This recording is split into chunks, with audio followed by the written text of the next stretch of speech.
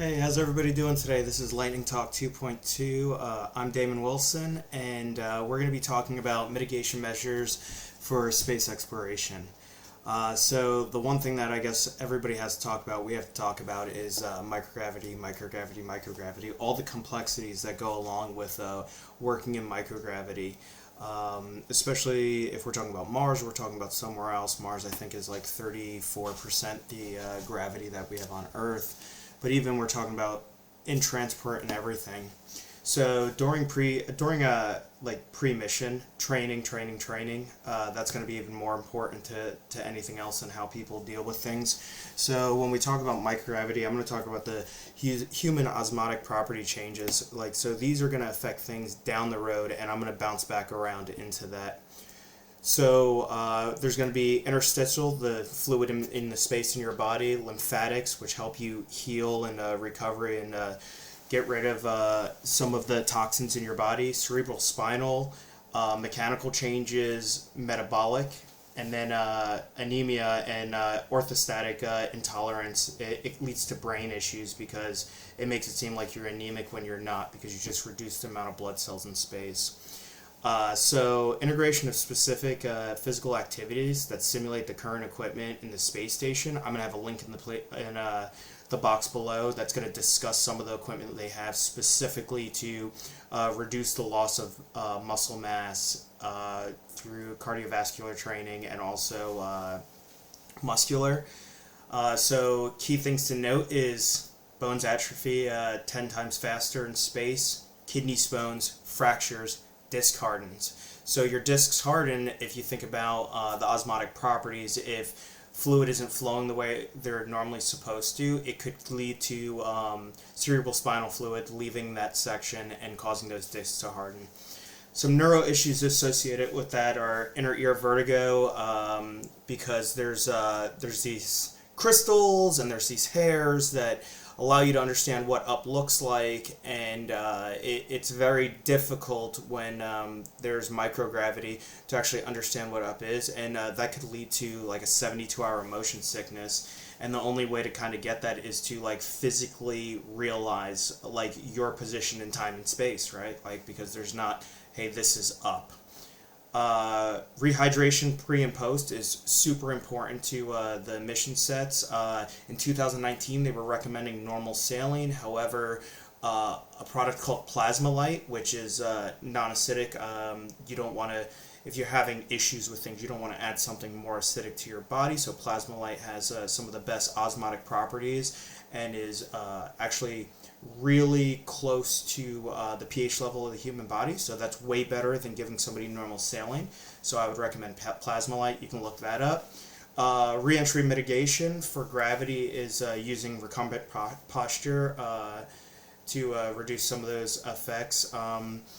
The use of G-suits upon re-entry or mesh trousers, we use them in healthcare to complete blood flow to the upper body. That could be used. It takes about 24 hours to increase, for the body to increase in the required blood cells to function appropriately without like anemic properties, dizziness, fogginess upon reentry to the planet.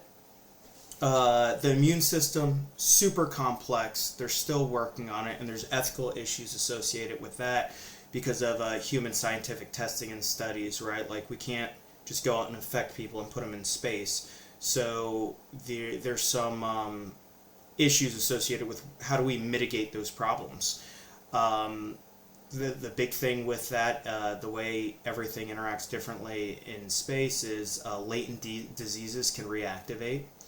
Upper respiratory issues I've discussed previously and in some of my posts about pre-isolation and how long that has to be to ensure there's going to be no upper respiratory issues that get exacerbated by going into space. Delayed wound healing, another issue where it's like you can't injure people and see how long and what you can do it. And then there's just some changes in the pharmacokinetics in the way medications work on disorders while you're in space. Yet again, like, you can't actively make somebody sick, put them in space, and be like, let's see how these medications work. Eventually your body gets to a new homeostasis, but there could be physiological changes that are irreversible no matter what we do trying to mitigate them. Things like bone mass, cardiac changes, eye changes, not great. And lastly, the big one, radiation. On Earth, annually you get about 7 millisieverts of radiation. At the space station, it's about 160, and that's still within the Van Allen belts, which protect the Earth from radiation. As you travel through that space, you got to get through it really quickly because there's about 1,000 times more radiation in the Van Allen belts. And those issues are associated with cancer, cardiovascular disease, cataracts, dementia, with all go back to the microgravity issues of issues with your brain, issues with maintaining osmotic properties inside your body, vision issues, cancer. Also, whenever everything's not in an osmosis, it can lead to those problems. So radiation compounds with those microgravity issues.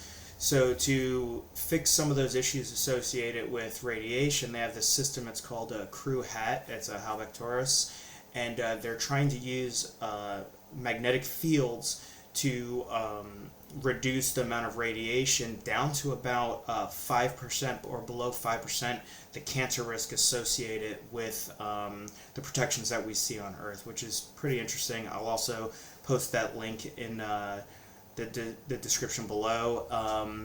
And there are ways to increase gravity. It's just very expensive, and we're talking about it's very expensive to get it localized. It'd be even more expensive to get it further away. So you can increase gravity through oscillation. It's been a big endeavor. It's massive. It's difficult. It's called a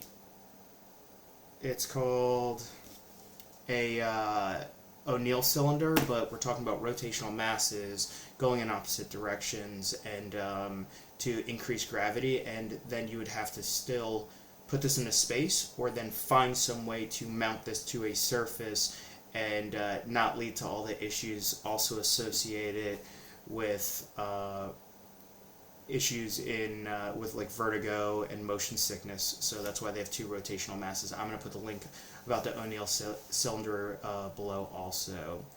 I look forward to anybody's questions and feedback, and everybody have an excellent day.